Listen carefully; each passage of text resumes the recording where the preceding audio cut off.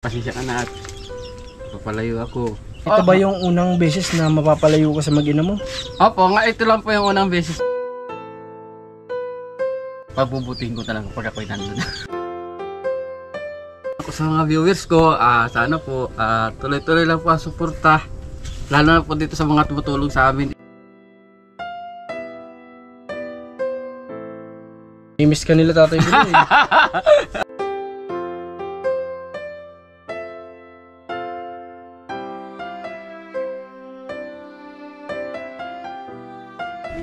Welcome back po sa ating munting channel. Ngayon na lang ulit tayo nakapag-vlog. Matapos po ang pagpunta namin nila Commander sa Norte. May 3 araw tayo na walang upload dito sa ating YouTube channel. Sa ating Facebook page ay ganoon din, medyo madalang. Kaya nandito ulit tayo sa Bicol para ituloy kung ano yung mission na sinimulan natin. Nandito tayo ngayon kala Tatay Budoy para kamustahin sila. Tara po. Ay, kamusta kayo? Ha? Medyo malungkot ang buhay. Bakit tatay? Ba't malungkot? Ay, simula nung umalis kayo hanggang ngayon, hindi nakukuha nung aking binata yung kanyang pera. Ay, ganun. Dun sa, ano, sa pinagkakalakalan nyo? Opo, kaya malaki po. ang kubrahin nung anak Malaki ko. na, naipon na ang pera. Ayun po na po. Eh, sa Tatay Budoy, kamusta? Nakuha niyo ning kanya? Hindi pa rin po. Pero may bigas pa naman kayo. Meron pa naman po. Dahil pa naman po. Dahil pa Ulam naman, talaga. yung pang ulam-ulam, ang Opo. dinidiskarte ni tatay. Kasi nga, halos may 5 araw, 6 yata tayong araw na wala dito kala Tatay Budoy, hindi tayo nakabisita. Pero bago tayo umalis, ang dinala natin dito ay groceries, tapos bigas para nga kahit paano may pang-alalay sila. Eh, ang problema, yung alam natin na may trabaho si Tatay Budoy, na may makukuha siya sa trabaho niya, eh hanggang ngayon, wala pa rin pala. Pending. May ilang araw na po yan. Simula po nang umalis kayo. Simula nung umalis kayo, wala. Bali, 6 days na rin. Opo. Marami na nga nagrereklamo pa yung mga tauhang dati na may kubrahin.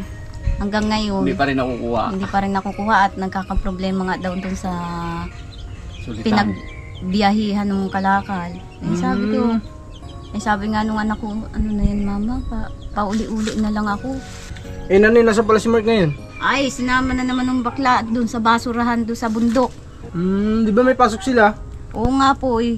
Ayaw nga sana sumama eh, kaso eh, gusto din daw niya madagdagan yung ano at nang makuha na niyang kubrahin niya talaga. Ay sabi nga daw nung anak ko ay kalando. Bayaran, hindi dapat pending eh.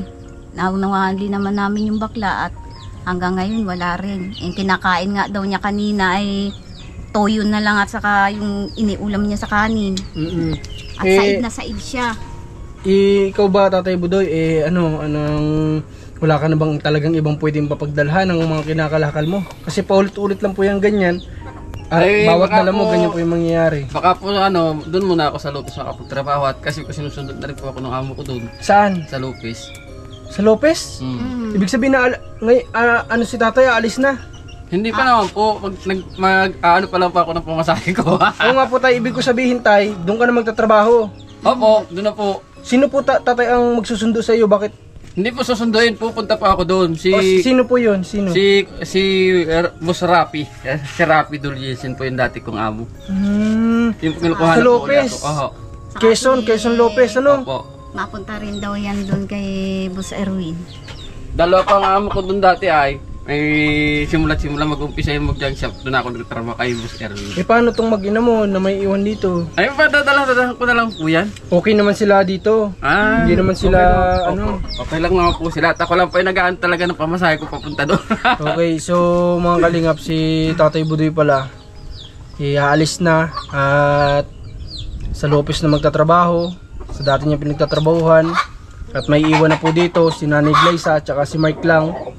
Pero kay Nanay Glyza naman ang galing na okay lang naman sila dito ni Mark. At baka din daw sa bakasyon, sumama daw si Daniel doon sa Papa niya, dito sa papa niya. Kasi malapit na ang bakasyon, ano? Ako wala ang aking inahin. Ay, ito yung talo sa buhay. Ayan. Sambutin mo to yung inahin na iniyan ulit. Taba! O, bibi, tali. Manak nila Tatay Budoy nakakawala. Tali, dali. Tusok mo na lang yung ano. Talagay ka. Paano Nanay Gleisa kapag gabi, dadalawa lang kayo ni Mike, ayos lang ba sa'yo? Ay, sanay naman po kami mag-isa dito, mag-ina. Sanay naman kayo.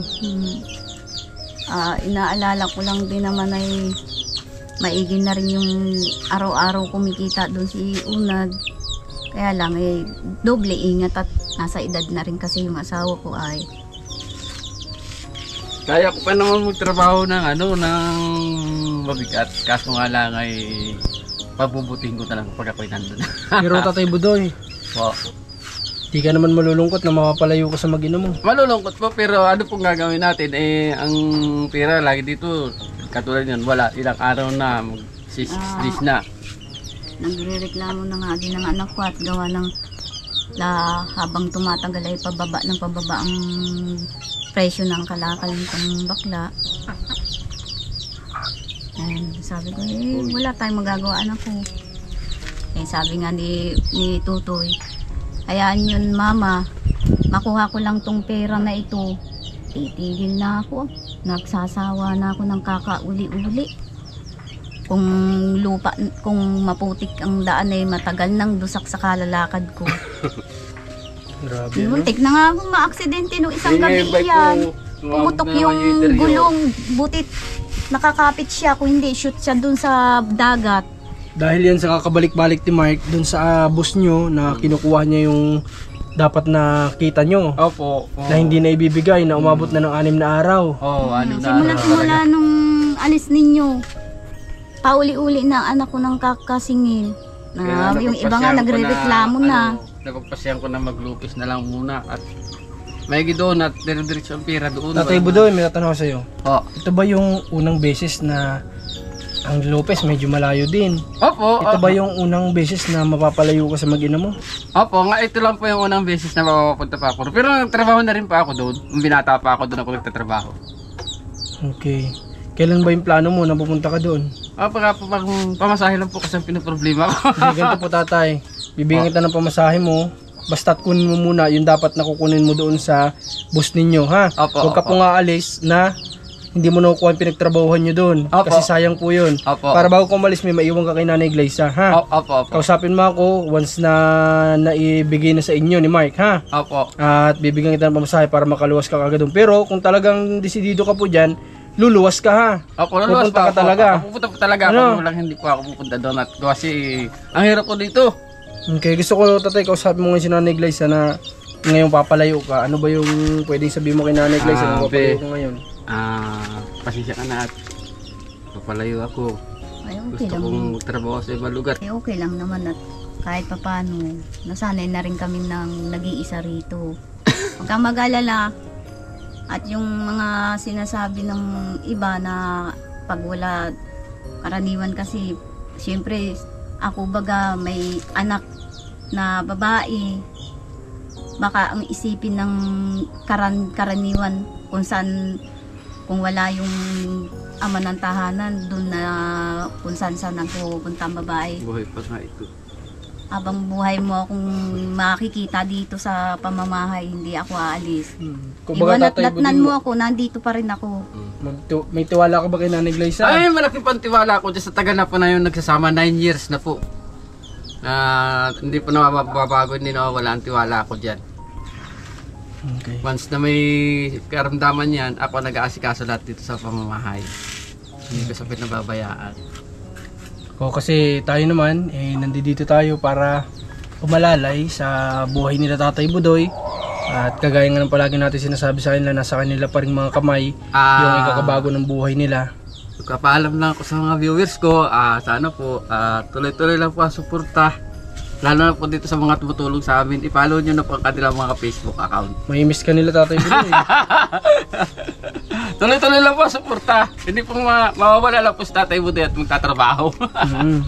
May miss ka din namin tatay. Pag nawala ka. Ay hindi no, bumabalik-balik din po ako dito pag Sabado, nandito pa ako. Sabi ko kayo pag ako. Pero sana makabalik ka dito kung gusto mo na every Saturday. Opo. At medyo may kita ka. Opo. Mabisita mo yung mag-ino mo, ano? Opo. Ano pang gagawin ko? Baka malungkot si Nanay Gleisa, may iwan. Sanay na Sanay po. po yan. Ha? Sanay na po. Kaso lang mga malulungkot ganun lang. talaga, yung mga nag-a-abroad, di ba? Kaso lang po malulungkot yan at kasi pag nagkakape kami, Sabay kayo. maalala niya na magkasalo kami sa isang tasa. Ay, ganun. Grabe, sweet naman ni Tatay Budoy tsaka ni Nanay Glyza. O ganyan talaga eh, mga nag-abroad nga, masakit din para sa kanilang iwanan yung mga anak nila, di ba? Mga asawa nila, pero kailangan kasing gawin. Kung alam natin yun yung mas makakatulong sa pamilya natin, yung paglayo natin, ano? Yung Lopez kasi mga kalingap, syempre, sanay sila na magkasama. Medyo may kalayuan din ng Lopez dito. Abutin din niya ng mga 5 to 6 hours sa Lopez kapag biniyahe mo. Madaling araw ang alis ko dito eh. Medyo may kalayuan din. So, hindi ni Tatay Budoy mababantayan palagi yung kanyang mag-ina. Hindi niya makakasiping sa pagtulog. Hindi niya makakasabay sa pagkain. Hindi nga niya makakasabay sa pagkakape na isa lang ang tasa ang pinagkakapihan. Ganun po kami simula pa. Si Mark ba nakausap niyo na tungkol dito? Nagpakausap na po kami ni Mark. Okay naman daw po, kailangan naman po sa kanya, babantayan na lang daw niya si mama niya. Babantayan na lang niya. Ngalngalin na nga niyang sagutin yung bakla, hindi na wala ka ng balak magbigay. Wala ka ng balak magbigay, sa iyon na yan. Sabi ko nga sa anak ko ay, anak, wag ganun. Hintayin mo magkapira ang isang tao. Malay mo, nagigipit din yung bakla. Iaabot din yun sa'yo. Sinasabihan mo po si Mark ng ganun? Opo. Tatay Budoy na tuturuan din si Mark at paano ng mabuting asal. Ano Tatay Budoy? Opo. Kasi pa ako, may kubrahin din, kaso tinitimpi ko din lang po ang sarili ko, inaantay ko po siya magkapira. Hindi mo siya yung baga, hindi mo siya pinipersa talaga. Opo, hindi po. Na kung meron ka, di mababayaran. Kung wala pa, mag-aantay. Kaso nga lang, naapektuhan nga lang yung pag-aaral. yung ano nyo, bukod pa doon yung pangkain nyo araw-araw dito, di ba? Oo. Ito talaga yung hirap kapag minsan nawawala tayo o maalis tayo na hindi natin na monitor yung mga beneficiary natin. Kaya kung minsan na yung may kailangan kami asikasuhin na malayo, aabuti kami ilang araw, minsan halos hindi rin kami makapag-desisyon kung tutuloy namin kasi nga alam namin yung possible na mangyayari sa mga beneficiary natin kagaya nito kala Tatay Budoy. Di kagaya pag nandito tayo every other day nakakabisita tayo dito, nasasabi nila sa atin kung ano yung mga problema nila dito sa loob ng tahanan nila o ano man, o financially o para sa pagkain nila. Kung kagaya nga nito wala pa silang may bigas sila pero wala silang mga pang-ulam, ganyan. Isa nagiging problema nila dito. Okay.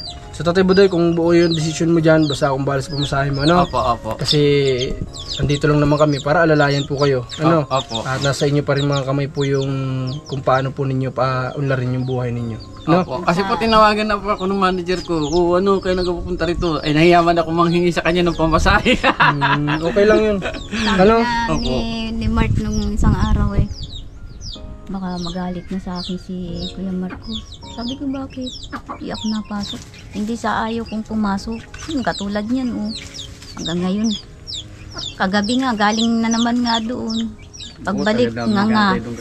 Alas 9 na kami nakauwi dito. Si Mark kasi, nakikita ko mga kalingap, marami din nagko-comment. Nakikita ko kasi sa bata na to, tama din yung iba na medyo nasanay na rin kasi si Mark na may hawak na pera. Kasi nga, noon, nagtrabaho na siya ng kung ano-anong trabaho sa murang edad. Natutong kumita, kaya ngayon hinahanap-hanap niya yung kita. Naapektuhan nga lang yung pag-aaral. Sana yung sponsor daw niya, wag naman sana siyang bigyan ng hindi magandang at nagpupursige talaga siyang mag-aral. Maunawaan man daw po sana siya ng sponsor niya na hindi siya nagiging tamad at hindi daw siya ma-absent talaga. Ang buhok na nun ay parang ng pugaran ng ibon. Yan ang lago. Baka naman daw kasing pagpasok niya ay gupitin. Lalo na siyang mapapahiya. Ayos lang pati po yun, kahit di magpagupit si Mark kasi hindi naman din napasok. Okay lang po yun kahit huwag magpagupit kasi hindi naman napasok. Mapagupit yun bukas at mapasok talaga at ayun, yan talagang umabsent. Nasakit na daw ang ulo niya lagi na lang daw siya na ang kanya nirereklamo ay yung pag-absent niya. Sana naman daw maunawaan muna siya. Si Mark po ay ayaw niya mag-absent pero laging absent. Ayun po si Mark. Ayaw niya umabsent pero laging absent. Pero okay lang po yun kasi po ito ay kumbaga hindi naman po kasi natin pwedeng pwedeng purasahin kung ano talaga yung gusto niyang gawin sa buhay.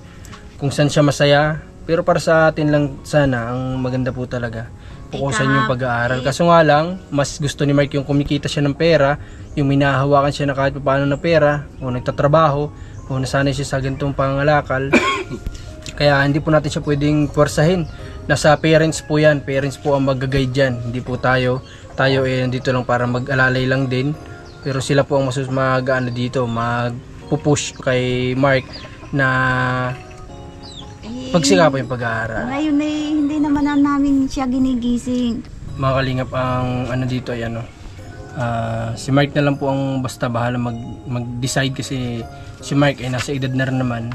Alam niya na po yan kung ano yung mas makabuti sa kanya. Kung maririnig niyo naman kapag nagsalita si Mark, marinig niyo na medyo matured na din yung pag-iisip niya. Kaya nga po alam natin na alam na din niya ni Mark kung ano yung mas mabuti sa kanya. Kung sa tingin niya dyan siya mas masaya sa pangangalakal, hindi siya na po ang bahala mag-decide niyan. Pati ito sila Tatay Budoy, sila Nanay Gleisa, sila na po ang bahala dyan. Basta tayo nag-ano lang po tayo kasi nga madalas yung pag-absent ni Mark. Kaya medyo nag-ano tayo kay Mark, medyo naglaylo tayo. Kasi nga madalas din ang absent, kahit bigyan natin si Mark ng pambaon, absent pa rin. Kaya medyo naglaylo tayo at sabi ko nga baka maisipan nila na mas lalo magpursige kapag sila na mismo yung gagawa ng paraan para makapasok si Mark. Pero ganun pa din naman po yung nangyayari. Kaya sila na pong bahala. Basta tayo, hindi tayo titigil sa pag-alalay dito kay Nanay Gleisa, sa pagbibigay ng ayuda. At kagaya nga nito, hinahantay ko, tinanong ko na kung ano yung plano dito ng may-ari sa lupa na ito, kung isang buo ba itong malaki na ito ibibenta o luluti-lutuhin. Kasi once na luluti-lutuhin ito, kukunin po namin ito ni Commander para lang sa kanila, para hindi sila dito mapaalis, para lang po hindi na sila bumalik sa dati pang pwesto nila, sa dati nilang bahay na kumakain katabi ang inidoro. Hindi na namin nahayaan na mangyari yun. Kaya sabi ko, kung luluti-lutuhin ito, walang problema, pag-iipunan namin ito ni Commander at kakusapin na may-ari, kami ang kukuha nito para hindi na dito halis sila Nanay Gleisa. Ayan, tuloy-tuloy pa din yung gagawin nating tulong, pero nasa kanila pa rin yan, buhay po nila yan. So tayo nandito lang para umalalay. Nasa tamang edad na po si Nanay Gleisa, mas maedad pa po sila sa akin. Kaya mas alam po nila kung paano patakbuhin dapat yung buhay. Kaya sila pong bahala mag-guide kay Mark. Okay. Sige Tatay Budoy, ngayon may dala kami, may bigas naman kayo. Bigyan kayo ni Rans ng tsaka ni Commander ng mga groceries. Kasi may mga dala kami dito ng pamimigay. Ayan, meron din doon, meron din dito. Isa kayo sa bibigyan namin ng groceries ngayon. Grocery ha. May mga dyan, may mga dilata may mga dilata, kape, kasi alam ko importante sa inyo kape. Kayo nang bahala dyan muna Sige po. Okay, para may pandagdag kayo dun sa dun sa bigas nyo, may mga pangulam na kayo dito Tapos bukas, Tatay Budoy, kung makuha mo na yung pera mo, bibigyan kita ng pamasahe, sagot ko na yung pamasahe mo ha. Basta gusto ko, bago kita bigyan, pwede naman kitang bigyan ngayon, pero gusto ko makuha mo muna yung pera mo. Maganda po ngayon kasi alas 4 madaling araw, mabiyahe po ako. Kasi pag binigay ko sa Tatay Budoy ngayon, baka gasto silang ni Tatay Budoy. Hindi mo, mabiyahe po talaga ako, mabiyahe. Patawagin mo muna dun sa amo, baka naman hindi alam na pupunta siya doon. Oo, tawagan mo muna din yung tawagan mo muna yung tumawag sa'yo na boss mo. Nasabihin mo, babiyahe ka bukas. Ha, para alam. Tatay Budoy. Kasi baka mamaya hindi niya alam na pupunta ka na pala doon, hindi sila ready o anuman. Okay, tawagan mo muna. Tapos mamaya, alam naman Tatay Budoy sa amin, madalas naman si Tatay Budoy na nandun. Magpunta ka ulit doon at bibigyan kita ng mo ha. Tatay Budoy ha. Okay, sige po. Sa ngayon, pupunta muna kami ha. Okay. Sa ngayon mga kalingap ay nagdala lang tayo kasi nga ngayon plano namin ipamigay sana itong mga groceries at ilang pamilya pwede nating mabigyan ng groceries ngayon kasi nagbigay din sa atin si Ninang Adelina. Maraming salamat po Ninang Adelina. At yung plano namin, ibili namin ng mga groceries lahat at ipamigay sa mga pamilya na So ngayon, napili na muna namin, bigyan muna namin yung mga beneficiary namin. At bukas, i-continue namin. Ngayon, medyo magkakalayo kasi. Malalayo yung pupuntahan namin. Si Commander malayo din yung pupuntahan. Dumala ko Nanay Gleisa para may pandagdag sila sa pangkain nila. Kasi dinalan ko naman sila sa sakong bigas. Wala nga lang silang pang ulam. Kasi naubos na daw nila yung grocery na dala ko before kami umalis. Kaya nga dinalan ulit natin sila. At yun, sana kung yun yung desisyon ni Tatay, umalis para sa pamilya niya ay go. go lang para mas masuportahan niya po ito sila Nanay Glyza. Pero tayo, dire-diretso pa rin. Andito tayo para umalalay lang sa kanila. Maraming salamat po ulit, Marcos TV Channel, Commander ni Marcos, Rans TV. At supportan niyo po kami tatlo sa aming mga platform. Maraming salamat, pagpalain po kayo. God bless po Ninang Adelina, Adelioson, Tita Faye, Ninang Lons. Maraming salamat po sa inyo, Ninong Hawaii. God bless.